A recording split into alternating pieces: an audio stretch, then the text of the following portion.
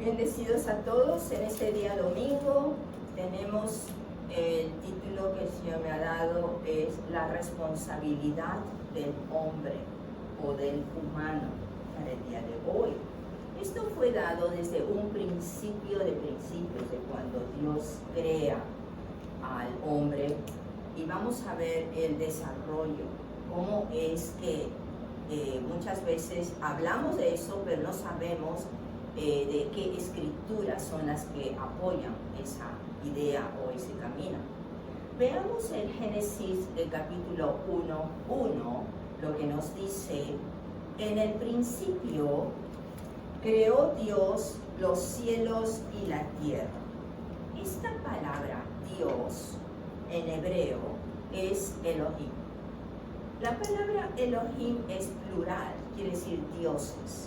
Por eso es que en el desarrollo de los estudios bíblicos del Antiguo Testamento especialmente, nos habla del plural del consejo de Dios, la Trinidad, que es lo que creemos: Dios Padre, Dios Hijo, Dios Espíritu Santo. Es uno solo, pero que tiene diferentes acciones, funciones y relaciones. Relación con el humano, relación en la manera como se va a manifestar. Cuando estamos hablando del Dios creador, es uno solo, completo, el poderoso, el que hizo los cielos y la tierra, el que creó todas las cosas que se ven y que no se ven. Cuando dice entonces el creador, como nos dice aquí, de los cielos y la tierra, veamos que está hablando los cielos, plural. En el hebreo tiene una sola palabra. Muchas veces en español hablamos el cielo, o en inglés, en otros idiomas, en singular, el cielo. Pero la Biblia, cada vez que se refiere al cielo, es plural. Es Hashamayim, que es cielos, plural. Sin embargo, cuando habla y creó la tierra, está hablando de una sola. Es una sola tierra. Pero sabemos que a través del apóstol Pablo, que nos habla de un tercer cielo, que es en donde habita Dios, sabemos. Bueno, veamos entonces en el Génesis, en el capítulo 2, qué es lo que ocurre. En el capítulo 2 del Génesis, ya la palabra Elohim tiene un agregado. Veamos el verso 4, capítulo 2, verso 4, donde nos dice: estos son los orígenes, o sea, la historia de los cielos y de la tierra cuando fueron creados, el día que Jehová Dios hizo la tierra y los cielos. Nuevamente, la tierra y los cielos. Pero nos está hablando, estos son los orígenes de todos estos cielos y de la tierra cuando fueron creados. ¿Por quién? Por Jehová Dios. ¿Qué quiere decir? Jehová está ahora insertado en este capítulo 2. En el capítulo 1 era solo Dios, Elohim. Ahora dice es Jehová o Yahvé, que no se sabe cuál es la pronunciación real en hebreo.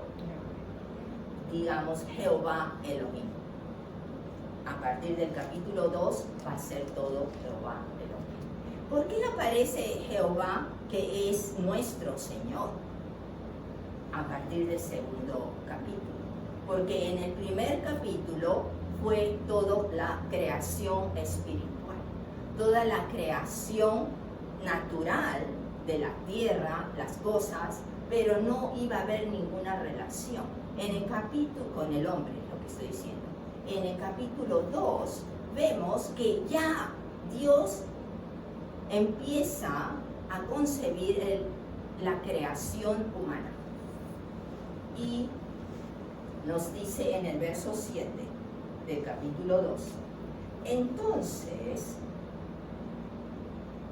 Jehová o Yahvé Elohim, Jehová Elohim, formó al hombre del polvo o de la tierra, sacó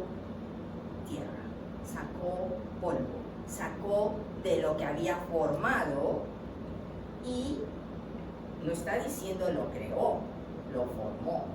Quiere decir que agarró de lo que ya existía, que él mismo había creado, y sopló en su nariz aliento de vida, y después que sopla ese aliento de él, fue un ser viviente. Lo que nos está diciendo que tomó un poco de tierra, lo moldeó, le dio forma, y mientras era una forma, era estático, no tenía movimiento, hasta que luego sopla en él y empieza a tener circulación de la sangre, de la vida. Empieza a formarse internamente todos los sistemas que conocemos y los que muchos que no se saben, se están descubriendo también, pues, con el conocimiento del cerebro especialmente, que es tan complejo, y todos los sistemas internos del cuerpo humano. Cuando Dios sopla en él es cuando empieza este ser a tener vida. Pero nos está hablando de que ahora, estando delante de este hombre, porque es un alma viviente, tiene a un Dios que es el que le ha dado forma, lo ha moldeado, en donde Elohim en el capítulo 1 hizo la creación general, en el capítulo 2 ya aparece Jesús, que es Jehová, y como Señor del hombre. Quiere decir que Jehová, el Creador, Elohim, pone entre él y el hombre a Jehová, el Señor, al que conocemos hoy en día como Jesucristo, nuestro Señor. Es la creación, estamos hablando del Antiguo Testamento, no hay cruz, no hay sacrificio, no hay todavía nada que lo identifique como Jesús, sino como Señor. Y curiosamente, en el idioma hebreo es la reverencia tan grande que no quieren nombrar, dar a conocer el nombre Yahweh, pero el nombre que usan como Jehová es Adonai, que quiere decir Señor, mi Señor. Entonces, ¿qué quiere decir? Que sobre el hombre va a estar Jesús, y sobre Jesús va a estar Elohim. ¿Con quién tendría que tener relación entonces el hombre para llegar a Dios? Con Jesús, con el Señor. Y ahora le está diciendo, Él va a gobernarte, Él va a dirigirte. Cualquier cosa vienes a Él. Él va a responder tus clamores, tus preguntas, etcétera, etcétera. Bueno, entonces en el verso 8 del mismo capítulo 2 dice, y Jehová Dios, nuevamente, Jehová Elohim, plantó un huerto en Edén al oriente. Cuando dice plantó, no es cuestión de plantar como una planta para hacer un hoyo y poner, es insertar, es dirigir, es separar en eso y ponerlo encima. ¿Por qué? Porque Él es poderoso, solamente con el decir o su idea ya lo forma, ya lo crea. Está diciendo en el verso 8, insertó un huerto en Edén. Curiosamente, la palabra huerto, que la traducen como huerto, la palabra en hebreo quiere decir un área protegida, un área cercana. Cuando tú en tu casa estás sembrando, no lo siembras en campo abierto, no lo siembras en medio del bosque, lo siembras alrededor de tu casa, o le pones un cerco, lo proteges de los animales que vayan a venir a comer tus verduras, lo que sea. Eso es exactamente lo que Dios hizo cuando creó este Edén, Edén quiere decir complacencia, algo que luego le ponen el nombre paraíso, pero quiere decir placer, delicia. Es la delicia de Dios el Edén. Lo creó para su complacencia, para gozarse allí y mantener la relación con el hombre.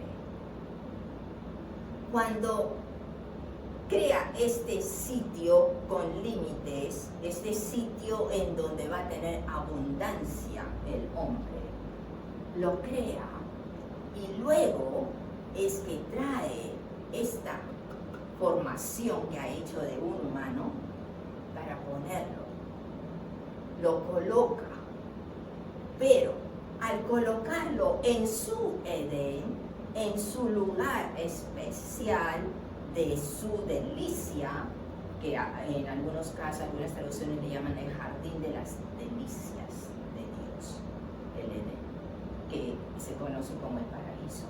Bueno, esta forma moldeada por Dios y soplada para darle vida, que ya tiene movimiento, lo pone en este sitio que es un jardín, que lo traducen como jardín, pero sabemos que es un área protegida y le da una responsabilidad.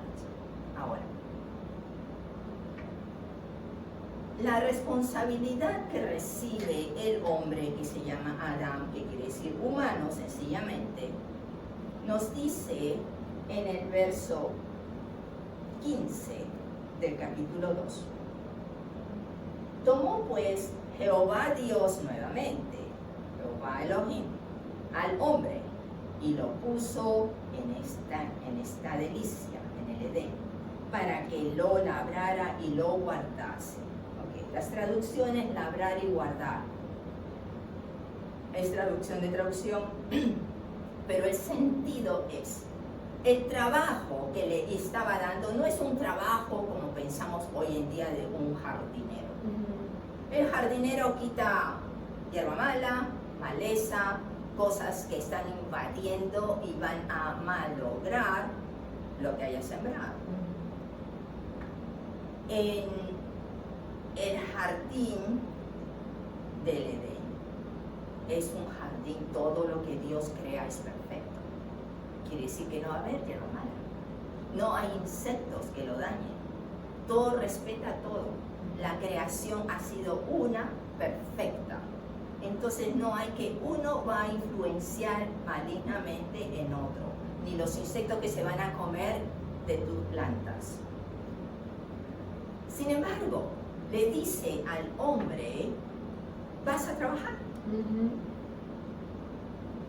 En el mismo verso 15, espérate, déjame ver, sí, le dice hacia el final, para que lo labrara y lo guardase, la traducción. Pero lo que le está diciendo que para servirlo, va a servir en ese jardín.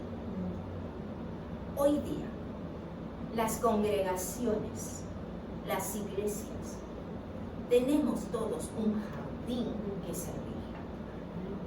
Ese jardín nosotros no lo hemos plantado, ese jardín Dios nos lo ofrece. Pero la labor es la misma responsabilidad que le dio a Adán. ¿Cuál es? Nos dice primero servirle, servir al jardín, servir en un ministerio, servir en una congregación. ¿A qué se refiere? Dar a conocer quién lo creó y quién te creó. El que te ofreció esa oportunidad de poder llegar a otras almas, a otros corazones, a otras vidas, para presentarlo a Él. No presentarte tú, no dar tu palabra, sino la palabra de Él. Traer su poder manifestado en tu vida de la manera que Él lo presenta en su escritura. No depende de nosotros. Lo que depende de nosotros es cómo lo queremos servir, el corazón de servicio que tenemos y la disposición a sus pies. Cuando hablamos de Él, cuando trabajamos para Él, Él abre caminos. Él muestra su poder porque nos dice, nunca nos va a dejar en vergüenza. Al contrario, va a respaldar su palabra a todo aquel que habla con el corazón honesto, presentando. Aleluya, aleluya. Entonces la responsabilidad de aquel que está sirviendo ese jardín, lo está protegiendo, porque acá también dice lo tiene que proteger, lo tiene que guiar. ¿Cómo sirves en un jardín a las plantas? Sabemos que cuando le hablamos a las plantas, cambian. Las plantas tienen vida, que no se muevan de la manera como nosotros con pies y manos, pero se mueven buscando la luz, buscando el agua, por las raíces, etc. Entonces son también seres con vida. El servirle y el guardarlos quiere decir cuando en el proverbio nos dice, sobre todo, sobre todas las cosas, guarda tu corazón. ¿Qué es lo que quiere decir guarda tu corazón? Manténlo alejado de cualquier contaminación. Mantén tus oídos cerrados a las cosas que te van a contaminar, a las cosas que te van a alejar de Dios, que te van a hacer pensar controversias y te van a poner dudas hacia la palabra de Dios. Cuando aquí entonces está diciendo guarda este jardín, manténlo, sírvelo. Lo servimos con gozo, alabando al Señor, dando a conocer las maravillas de sus obras, de su bondad, su misericordia, de su presencia. En el capítulo 3 del Génesis tenemos la introducción de un personaje que nos lo dice, no nos lo dice directamente, sino que habla de una serpiente. La serpiente, en el verso 1, nos dice que era la más astuta de toda la creación de animales, la más astuta. Pero se refiere al enemigo, se refiere a Satanás o el diablo, que usó a este animal. ¿Por qué? Porque también Satanás es un espíritu que tenía que usar a alguien para engañar. Cuando Dios le da la responsabilidad a Adán, todavía no aparece Eva en escena, está él solo. Quiere decir que Dios el creador Elohim, Jesús el Señor, está hablando directamente con Adán, no con Eva. La responsabilidad ha caído, el comando ha caído directo sobre el hombre, no sobre la mujer. Por eso cuando más adelante el apóstol Pablo nos habla, fue engañada la mujer, pero la culpa la lleva ¿quién? Aquel que recibió la responsabilidad y no supo ponerse en su lugar. Hoy en día, el hombre es el que va a dar cuentas ante Dios sobre su familia, por la esposa y por los hijos. La esposa, al igual que el hombre, porque no hay diferencias, sencillamente la responsabilidad es que el hombre tiene que estar en la conexión y relación con Jesús.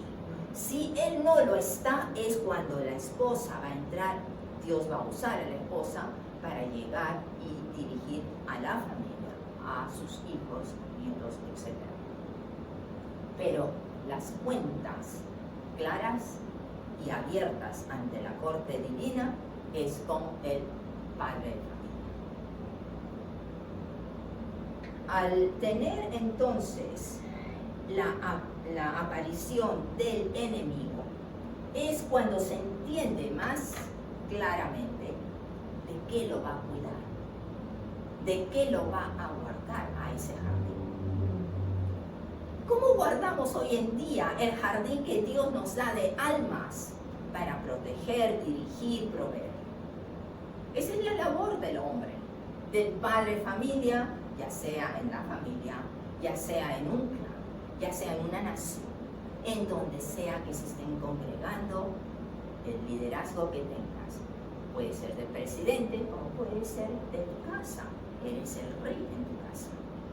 Pero si no tienes esa relación con tu Señor, no te dejas gobernar por Él, no te dejas dirigir por Él, ¿cómo vas a querer dirigir con un camino de luz y bendición divina a los que te siguen? Por eso es la importancia de que el hombre reciba la guía del Espíritu Santo, que es el que vive en nosotros hoy en día. Cuando Dios le da la responsabilidad al hombre, entonces le está diciendo tres cosas. Que lo proteja. Y ya sabemos de quién lo tiene que proteger. ¿Y cómo lo va a proteger? Aprendiendo las Escrituras, orando constantemente con ellos y para ellos, a favor de ellos, de la familia, y como líder, guía. Es importante que como padre de familia se haga un estudio bíblico familiar por lo menos una vez a la semana. Que sea parte de la costumbre familiar. Es muy importante no solamente hacerlo en la iglesia o en las congregaciones, sino también en personal. Si no tienes familia, busca que crecer en la fe, crecer en el conocimiento de la palabra de esa manera. Es importante eso.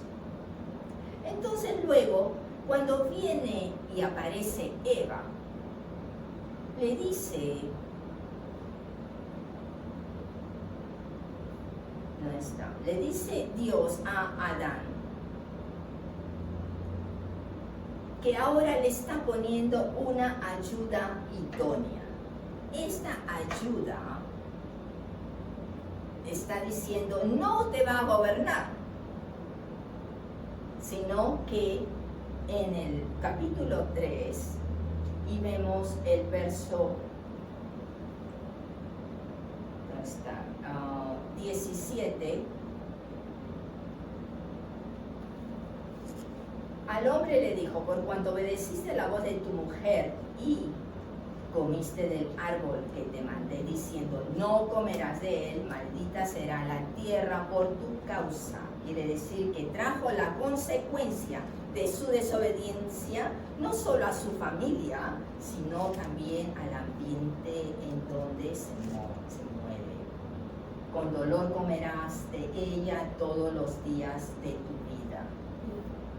Y en el 19, y con el sudor de tu rostro comerás el pan hasta que vuelvas a la tierra, porque de ella fuiste tomado. ¿Qué nos está diciendo? Que antes de esto, la mujer podía dar a luz sin dolor. Que podían comer sin tener que sudar, sin tener que esforzarse, porque todo estaba a la mano. Pero debido a la desobediencia, ahora te va a costar. Te va a costar primero porque vas a estar alejado de Dios. Todo lo que es alejado de Dios tiene oscuridad. Quiere decir que hay dolor, hay sufrimiento, hay frío, hay penas. Faltan necesidades, hay enfermedades, etcétera, etcétera. ¿Por qué? Pues estando con Dios en el jardín, todo era perfecto. Vida larga, vida eterna.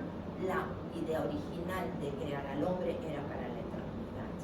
Pero con el problema del pecado, de la desobediencia y rebelión contra el mandamiento de Dios, es que viene todo lo malo. Pero gracias a Jesucristo que hoy en día podemos tener el camino de redención y regreso a lo que fue originalmente.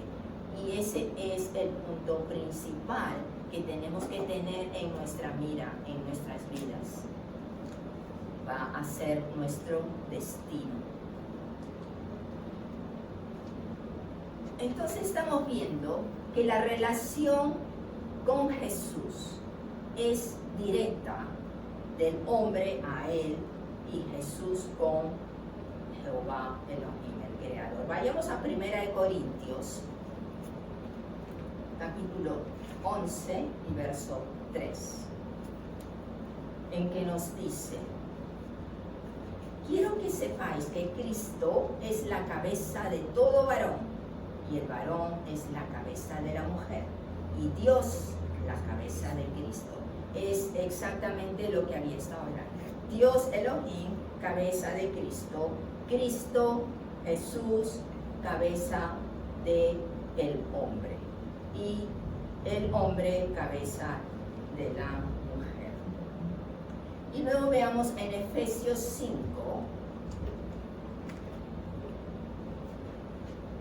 Efesios 5, verso 21 al 25, nos habla de que nos tenemos que someter unos a otros en el temor de Dios, porque el temor de Dios es lo que nos va a abrir ese entendimiento, y que las casadas deben estar sometidas a sus maridos, que el marido es la cabeza de la mujer, así como Cristo es la cabeza de la iglesia y Él es su Salvador. Entonces mi pregunta es, si Jesús Cristo dio su vida por la iglesia, por su iglesia, que es su novia, el marido, que debe ser el responsable por la familia, dará su vida también por su familia. Es profundo, tal vez no lo han pensado de esa manera, pero cuando creamos una familia, es la responsabilidad de Dios que pone en cada uno, y es a donde queremos caminar en obediencia y no como Adán en desobediencia. Que Dios lo bendiga.